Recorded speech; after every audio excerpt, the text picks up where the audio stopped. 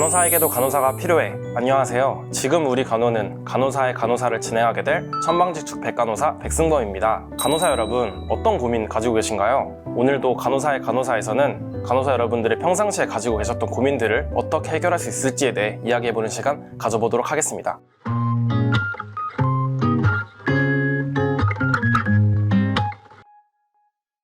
오늘도 간호사분이 보내주신 사연이 도착을 했는데요. 한번 읽어볼까요? 안녕하세요. 저는 땡땡 병원에서 일하고 있는 간호사입니다. 하루하루 밥 먹는 시간도 아껴가며 환자들을 위해 일하고 있지만 요즘엔 정작 저 자신을 돌볼 틈이 없어진 것 같아 무력감이 느껴지더라고요. 얼마 전 연달아 야간 근무를 하다가 몸이 너무 피로해서 참다 못해 병원에 휴가를 쓰겠다고 말씀드렸는데 병원에서 꼭 바쁜데 지금 휴가를 가야겠느냐고 하시면서 반려하시더라고요. 이건 말고도 부당한 처우를 받을 때마다 정말 한숨만 나옵니다. 그렇다고 시간 내서 변호사나 노무사를 찾아가는 것도 어렵고 어떻게 해야 좋을까요? 라고 사연을 보내주셨는데요. 맞아요. 간호사분들 일하시면서 휴가도 제대로 못 가시고 부당한 일도 많이 겪으시고 이런 생각들 한두 번씩은 다 하셨을 것 같아요. 근데 이거 익명 보장해드려야 될 것 같은데? 그래서 오늘 저희가 이 사연자분 대신 이 내용을 설명해 주실 분을 모셨습니다. 좋습니다. 그럼 바로 모셔볼까요? 안녕하세요. 안녕하세요. 네, 안녕하세요. 네. 먼저 간호사의 간호사를 보고 계시는 분들께 인사 한번 부탁드립니다. 네, 안녕하세요. 저는 예전에 간호사로 근무를 했었고 지금은 변호사로 일을 하고 있는 이시우 변호사라고 합니다. 반갑습니다. 반갑습니다.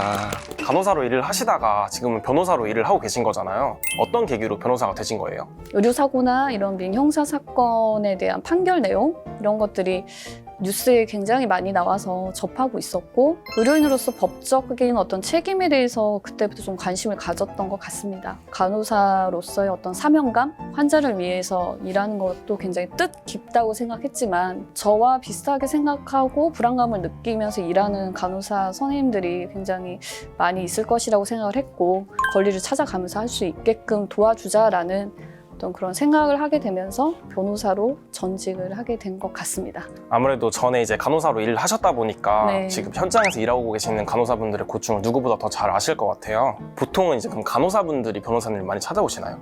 온라인으로도 많이 오시고 오프라인으로도 많이 오시는데 특히 뭐 퇴직금을 제때 못 받는다든지 이직을 해서 빨리 근무를 시작해야 되는데 그렇지 못하는 경우도 꽤 있어서 그런 문제로 많이 상담을 찾아옵니다. 연차나 뭐 이쪽을 상담해 주시는 분이 따로 계시고 법률적인 상담을 해주시는 분이 따로 계신데 그 두 가지를 한꺼번에 하시는 걸까요? 근데 노무사님 같은 경우는 이제 소송 대리권이나 이런 것들은 없기 때문에 이제 고용노동부나 뭐 지방노동위원회, 중앙노동위원회에 이건 부당해고입니다. 혹은 뭐 이건 산재 신청합니다라는 그런 신청을 위임을 받아서 보통 하는 경우가 많고요. 더 저희들이 집중하는 부분은 좀 이 심판에서 기각이 됐다던가 아니면 이건 소송으로 할 수밖에 없는 상황 또 역으로 의료기관 같은 경우는 거의 폐업이라고 해야 되죠. 그런 경우에는 국가에서 응급으로 일부분을 미리 지급하는 부분이 있어요. 그래서 관련해서 형사 고소를 해야 된다든지 이런 부분은 또 변호사 분들이 많이 업무를 담당하고 계시죠. 네. 현업에서 일하면서 제일 많이 걱정되는 부분들이 쉬고 싶을 때 못 쉬고 그만두고 싶을 때 못 그만두는 이런 것들이거든요. 이런 거 관련해서 혹시 이런 사례들이 있을까요? 2021년에 그 보고서가 나온 게 있는데 간호사 근로조건 실태조사 보고서라고 나왔습니다. 야간 근무 일수를 따진다면 일반 병동이 월 평균 6.2일, 그리고 중환자실 6.5일, 응급실은 6.4일 이렇게 좀 나왔었고 연차를 신청했는데 쓰지 못한 경우가 41.9%에 달한다고 보고가 돼서 간호사 선생님들이 사실 워라밸을 잘 챙겨가면서 일하는 건 좀 어렵다라고 이제 보고서상은 제가 생각이 됩니다. 네. 이렇게 들으니까 정말 간호사분들이 잘 쉬지 못한다는 게 느껴지는데요. 저도 현장에 일하면서 이게 같이 느껴지곤 하거든요. 혹시 변호사님이 들었던 사례 중에 기억에 남는 사례들이 혹시 있을까요? 국민건강보험공단 심사평가원에 면허 등록을 해야 되기 때문에 그러니까 이 의료기관 더 이상 이 간호사가 근무하지 않는다라는 거를 변경 신청을 해줘야 되는데 이 면허 등록이 해결이 안 돼서 새 의료기관에서 근무를 시작하지 못하고 변경 신청을 해주기를 계속 기다리거나 아니면은 직접 찾아가거나 아니면은 전화로 계속 독촉을 해야 되는 경우가 많이 있습니다. 그래서 그런 부분을 이제 상담하는 경우가 있었고 내용 증명을 법적으로 보낸다든지 그리고 혹시나 취소된 경우에 손해배상 뭐 이런 것도 소송을 할 수 있다라는 정도의 그런 상담을 한 기억이 있습니다. 간호사분들이 의료 현장에서 환자들을 위해 일하는 만큼 본인의 권리를 찾아야 되는데 그게 생각보다 쉽진 않잖아요. 처우와 관련된 개선된 제도가 있을까요? 일단 간호법이 제정이 돼서 올해 그러니까 2025년 6월 21일부터 시행이 됩니다. 간호사들에 대한 어떤 처우나 어떤 업무 범위라든지 이런 것들이 굉장히 구체적으로 이제 더 규정이 만들어질 거고요. 보건복지부에 간호정책과가 신설이 돼서 간호사 선생님들, 간호 인력에 대해서 앞으로 이제 어떤 정책이나 이런 것도 굉장히 지원이 많이 늘어나지 않을까라고 기대를 하고 있습니다. 사실 변호사님처럼 옆에 전문적인 분들이 상담을 해주시면 너무 좋겠지만은 이것도 굉장히 어려운 것 같아요. 혹시 저희가 도움을 받을 수 있는 부분들이 있을까요? 간호인력 취업 교육센터에서 노무 법률 상담을 간호사들을 대상으로 온라인 상담을 진행하고 있습니다. 그게 뭔가요?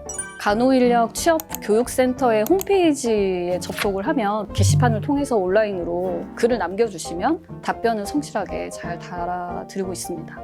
그럼 언제든지 노동 문제와 관련된 것들이 있으면은 그렇게 전문가들이랑 상담 받을 수 있겠네요. 그렇죠. 노무를 클릭을 하시면 노무사님이 그리고 법률에 클릭을 해서 상담글을 남겨주시면 변호사인 제가 온라인으로 상담을 해드리고 있습니다. 그럼 온라인으로도 상담이 가능하니까 직접 찾아가지 않아도 전문가들에게 도움을 받을 수 있겠어요. 밤중이라도 온라인 상담글을 남기면 최대한 빨리 답변을 드리고 있으니까 접속을 하시면 됩니다.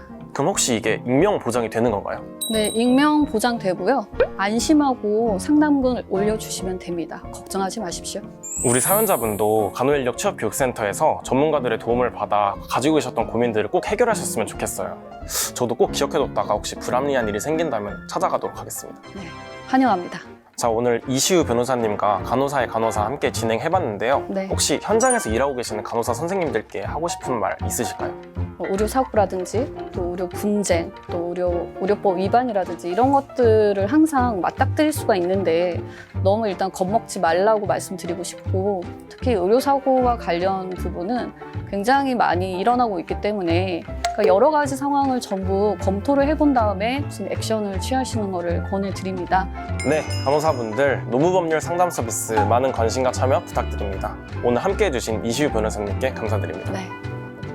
저희는 그럼 오늘 여기서 마무리하도록 하겠습니다. 그럼 안녕!